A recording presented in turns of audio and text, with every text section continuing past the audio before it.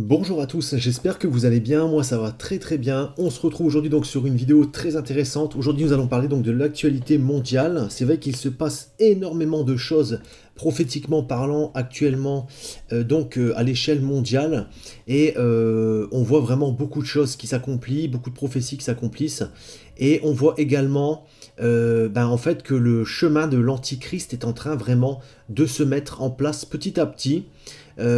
Vous savez qu'aujourd'hui, malheureusement, entre Israël et la Palestine, on est vraiment dans un conflit qui dure déjà depuis X années.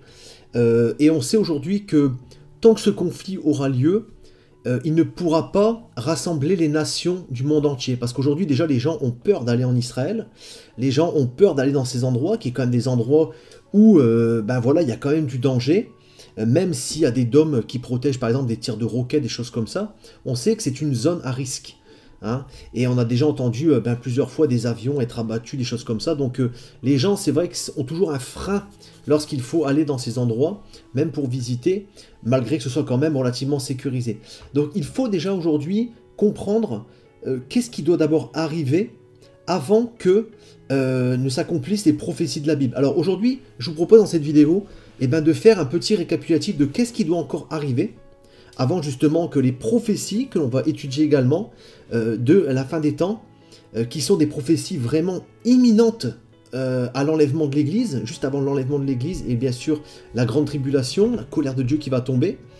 Et aujourd'hui, on voit en fait que le monde, les hommes, un petit peu partout, œuvrent et travaillent à ce que une paix internationale, une paix mondiale se mette en place. On voit aussi qu'il y a beaucoup de choses qui se passent au niveau de la foi. On voit vraiment de plus en plus de faux pasteurs, de faux prophètes, de fausses religions. On voit aussi la religion de prostitution, j'ai envie de dire. C'est une religion donc mondiale où elle va unifier en fait tous les croyants, disant voilà, on a un même Dieu, on est tous dans la paix. Alors que bien sûr, nous savons que bibliquement parlant, cela est complètement impossible, parce que les croyances entre les uns et les autres ne peuvent pas être compatibles. Hein, sachant que nous avons un Dieu jaloux, Dieu ne peut pas partager sa gloire, par exemple avec Bouddha ou avec d'autres religions. On sait aujourd'hui que par exemple l'islam nie la divinité de Jésus. On sait qu'il le considère donc comme un prophète, on sait que le judaïsme rejette complètement Jésus-Christ, et aujourd'hui nous considérons Jésus comme Dieu, comme donc c'est pas possible, on peut pas s'accorder en fait religieusement parlant avec les autres religions, et on sait que automatiquement dans cette religion mondiale qui va être mise en place, il y aura automatiquement des compromis à faire, et les compromis ne sont pas bibliques. On ne peut pas dire aujourd'hui que nous sommes dans les mêmes croyances que par exemple le zoroastrisme, le bouddhisme ou le judaïsme, parce que voilà, c'est des choses qui sont complètement contraires à ce que la Bible enseigne. Paul a également expliqué que même si d'autres religions venaient à se mettre en route après le christianisme, même si des anges descendaient du ciel avec un autre évangile, avec des autres religions, et bien tout ça vient de l'enfer. Paul l'a dit clairement dans Galates chapitre 1 verset 8, que tout ça soit maudit, même si un ange lui-même descendait apporter un message. Donc là, on sait que tout le monde, et que le pape François œuvre actuellement à mettre en place cette religion. Alors on a plusieurs religions, et d'ailleurs je ferai vraiment une vidéo spéciale pour vous montrer un petit peu qu'est-ce que il se passe au niveau religieux à l'échelle mondiale aujourd'hui. Et en fait, on en parlera vraiment dans une autre vidéo. Aujourd'hui, on va rester concentré sur le thème, c'est-à-dire qu'aujourd'hui, nous allons parler du chemin de l'Antichrist. Alors aujourd'hui, on sait que il y a notamment Monsieur Jared Kushner qui est en train donc de faire pas mal de choses, un petit peu dans l'ombre, de façon discrète. Alors c'est vrai que les gens ont les yeux fixés sur la pandémie actuelle, sur le Covid, et c'est vrai que c'est... Voilà, les gens ne regardent plus ce qui se passe, même les chrétiens aujourd'hui sont omnibulés, tracassés, préoccupés par le Covid. On ne peut plus parler, ne penser qu'à ça. Le vaccin, le ceci, le cela. Et en fait, les gens ne regardent plus prophétiquement parlant ce qui se passe à l'échelle mondiale. Et en plus de ça, ne sont plus non plus, pour certains, peut-être dans l'obéissance. Ils sont, on va dire, ils ont une vie qui est peut-être pas forcément en règle avec le Seigneur, mais ils sont préoccupés par tout ce qui se passe, notamment par rapport à la pandémie. Et c'est pas ce qu'il faut faire, frères et sœurs. Il faut vraiment rester accroché au Seigneur et il faut, on va dire, laisser les yeux fixés sur le Seigneur parce que le Seigneur est à la porte. Hein. Donc on sait que Jared Kushner, qui est le beau garçon de Donald Trump, œuvre toujours très très activement avec Israël. Alors, il a notamment, donc, j'avais déjà fait une vidéo, mis en place donc les accords d'Abraham. Donc ce sont des accords de paix qui ont été donc faits avec Israël et la Palestine. Donc il y a vraiment les pays arabes aussi, il y a vraiment un mouvement qui est en train de se créer pour dire qu'il y ait la paix dans cet endroit. Alors la paix, donc là il a actuellement mis en place ces accords, tout le monde a signé, tout le monde était d'accord, tout le monde était content. Mais là ce qu'il fait, comme le président Donald Trump a été remplacé par Biden, aujourd'hui Jared Kushner continue à agir activement auprès justement d'Israël et des pays arabes pour continuer à promouvoir ces accords de paix. Hein, donc il continue, il a même créé donc un institut pour promouvoir les accords de paix d'Abraham. Donc il a vraiment une action qui est quand même très très investie pour la paix là-bas au Moyen-Orient. Alors, on va expliquer après pourquoi cette paix doit avoir lieu. Donc on voit aussi qu'il défend un plan de paix qui rompt donc avec les habitudes. On voit que c'est quelqu'un qui fait des choses qui sont inhabituelles. Hein, et en fait, il renverse un petit peu les pensées, la bien-pensance. Il est vraiment dans une action qui surprend pas mal de gens. Alors aujourd'hui, il ne s'agit pas de se dire si Jared Kushner est l'antichrist ou pas. Il s'agit de se poser la question de quel est le but en fait de ces accords de paix. Hein, donc il qualifie également que les accords de paix avec les eaux sont d'un pas de géant. Hein. Donc c'est vraiment quelque chose, voyez, donc là dans ce passage, Israël discute en secret avec des dirigeants arabes et musulmans d'une normalisation de leurs relations. Donc là, on voit que voilà, c'est fait en secret, hein, donc il s'en cache même plus. On sait aussi que il a lancé donc un lobby pro-normalisation avec Israël. Donc vous voyez, il y a quand même beaucoup de choses, des accords, des lobbies, voilà, beaucoup de choses. Et on sait que ça a quelque chose qui est important à savoir, c'est que ces accords de paix doivent être mis en place afin que il n'y ait plus du tout de conflit là-bas. Parce que comme vous le savez, il y a un troisième temple qui doit normalement être érigé. Hein, et on sait que la Bible nous dit que les nations du monde entier, pendant le règne de l'Antichrist, donc qui va justement siéger là-bas, on a des grandes personnes comme Jacques Attali qui ont expliqué clairement qu'il rêvait donc d'une capitale comme Jérusalem, comme étant justement la capitale du nouvel ordre mondial. Hein, donc il ne se cache même plus. Et on sait que dans Apocalypse chapitre 11, versets 2 à 3, ce passage nous explique bien que le parvis extérieur du temple, donc là on voit bien qu'il va y avoir un temple, c'est obligatoire, parce qu'il y a plein de passages qui nous expliquent qu'il y a un temple, et le Seigneur le dit, laissez-le en dehors, et ne le mesure pas, car il a été donné aux nations, et elles fouleront aux pieds la ville sainte pendant 42 mois. Je donnerai à mes 2 témoins le pouvoir de prophétiser revêtus de sac pendant 1260 jours. Donc on sait que Dieu va mettre en place 2 témoins de façon surnaturelle.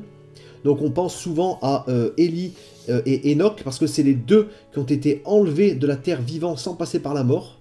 On ne les a jamais retrouvés. Donc on pense souvent que c'est ces 2-là. D'autres, certains pensent que ça peut être Moïse aussi. Moi je reste vraiment sur Élie et Enoch. Et on sait que la Bible nous dit clairement que le parvis extérieur du temple sera foulé aux pieds pendant 42 mois. 42 mois correspondant donc à 3 ans et demi. On sait aussi que l'Antichrist va s'asseoir dans le temple de Dieu et qu'il se proclamera lui-même Dieu. Donc on voit par là qu'il y a un temple. Ça reste vraiment assez clair. Il y a forcément un temple qui doit être érigé. On le voit donc dans 2 Thessaloniciens chapitre 2 du verset 1 à 12. Et ce passage nous donne beaucoup d'indications sur notamment l'enlèvement de l'Église, mais aussi l'apparition de l'Antichrist. Donc pour qu'il y ait un temple et pour que les nations du monde entier s'assemblent en Israël, et ben en fait, il faut que la paix soit instaurée. Et on voit que Jared Kushner œuvre dans ce sens. Alors aujourd'hui, il n'est pas forcément important de savoir si cet homme est l'Antichrist, parce que bon, il y a beaucoup de personnes qui avancent que ça pourrait être l'Antichrist, mais aujourd'hui, il est important d'être prêt à l'enlèvement de l'Église, parce qu'on sait qu'à un moment donné, il va émerger. Hein, et on va voir comment il va émerger, c'est important.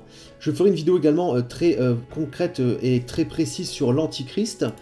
Et aujourd'hui, donc là, regardez qu'est-ce que la Bible nous dit dans 2 Thessaloniciens chapitre 2, versets 1 à 12, pour ce qui concerne l'avènement de notre Seigneur Jésus-Christ et notre réunion avec lui. Donc le Seigneur sait que la Bible nous dit que nous allons être réunis dans les airs avec le Seigneur. Donc là, on ne parle pas de l'avènement dans le sens où le Seigneur va venir déposer son pied sur la monte des Oliviers. On parle de la réunion avec lui dans les airs. Donc on parle de la résurrection des morts. On parle donc également de l'enlèvement de l'Église qui va se faire donc les deux en même temps. On va être réunis avec lui et ensuite tombera donc la colère de Dieu. Et là, Paul nous dit bien, nous vous prions frères de ne pas vous laisser facilement ébranler dans votre bon sens et de ne pas vous laisser troubler soit par quelques inspirations, soit par quelques paroles ou par quelques lettres qu'on dirait venir de nous, comme si le jour du Seigneur était déjà là. Que personne, donc là on dit le jour du Seigneur. Donc, le jour du Seigneur, c'est le jour de la colère de Dieu. Hein, le jour du Seigneur est toujours associé au jour de la colère de Dieu. Donc là, Paul dit bien que la colère de Dieu va arriver. On sait que la colère de Dieu va durer 7 années. C'est la grande tribulation. Et on sait que aujourd'hui, là, Paul nous le dit bien en ce passage, que la colère de Dieu va arriver à un moment donné où, verset 3, que personne ne vous cite d'aucune manière, car il faut d'abord, avant la colère de Dieu, que l'apostasie soit arrivée auparavant. L'apostasie, on est en plein dedans. On a les églises qui se refroidissent, on a les gens qui abandonnent la foi, qui repartent dans le monde, qui repartent dans le péché. Et on a vraiment cet abandon de la foi de façon très concrète. Les gens quittent les assemblées, les églises et la foi en général. Surtout la foi en général qui est abandonnée par le terme apostasie.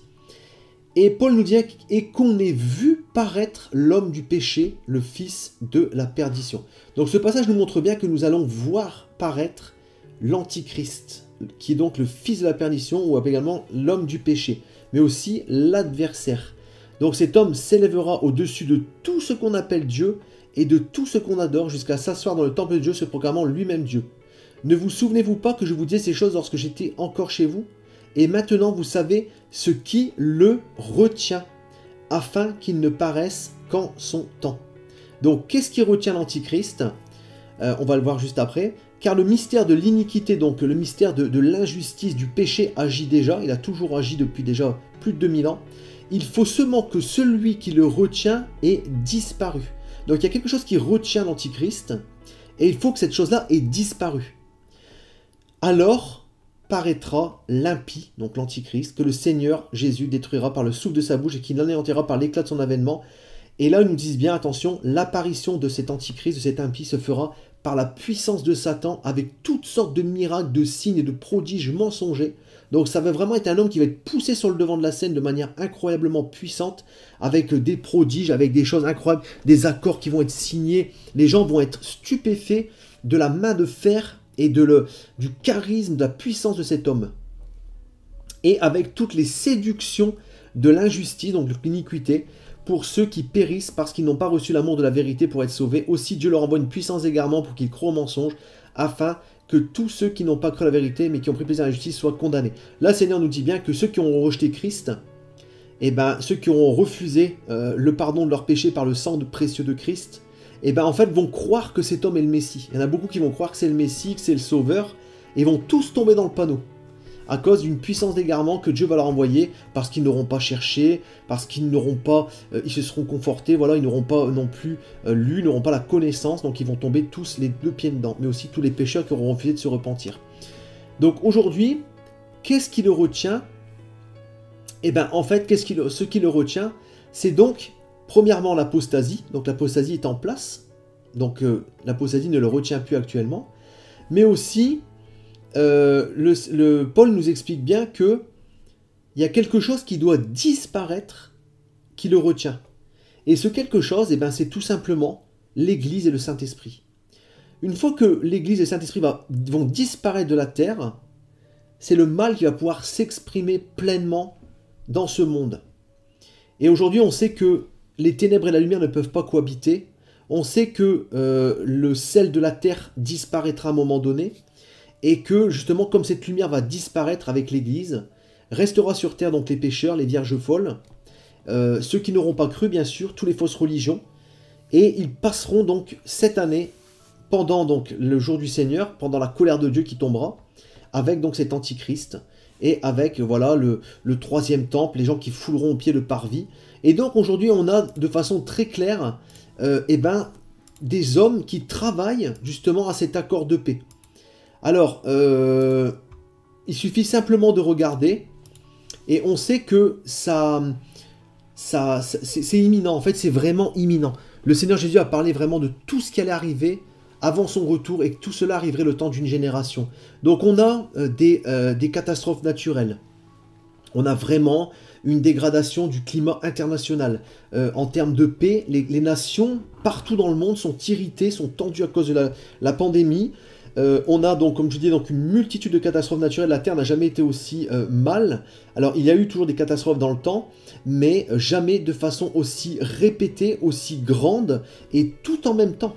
Aujourd'hui, on a des incendies, des tsunamis, des tremblements de terre, des éruptions volcaniques, des pestes, des famines, des guerres à répétition. C'est très tendu actuellement entre la Russie. Il y a des bateaux, des flottes d'attirail et des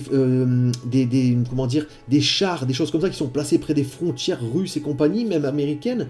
Donc, on a vraiment un climat qui est extrêmement tendu. Même si nous ne le voyons pas, il suffit simplement de regarder les journaux, on voit vraiment des briefs, et on voit que, prophétiquement parlant, on est vraiment à l'aube de la paix internationale. Hein. On est à l'aube de la bataille de Gog et Magog, et de donc cet antichrist qui va se révéler pour signer donc un accord de paix, hein, qui va donc réjouir le monde entier. Cet accord de paix sera bien sûr, je pense, aussi sa carte magique, hein, pour dire aux nations, regardez, voilà, je viens avec la paix, et tout le monde va l'acclamer. Parce qu'aujourd'hui, les gens veulent la paix.